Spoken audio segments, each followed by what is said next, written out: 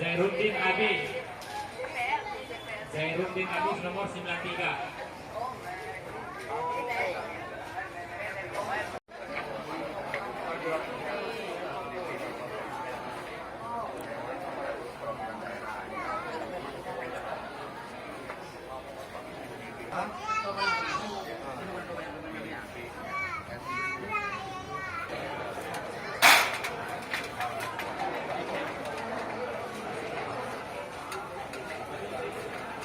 Kami udah dari Pukul 7. 6 subuh tadi ya standby di sini nunggu semua anggota KPPS-nya karena kan jam 7 memang harus buka TPS-nya kan. Ya.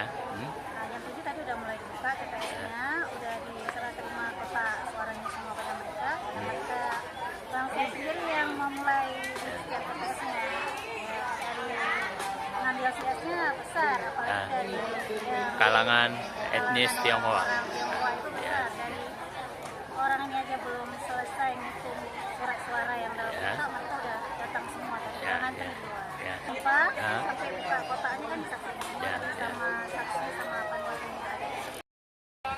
196.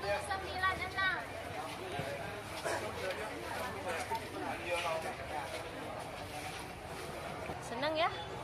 Akhirnya bisa pilih presiden. Ya. Oke.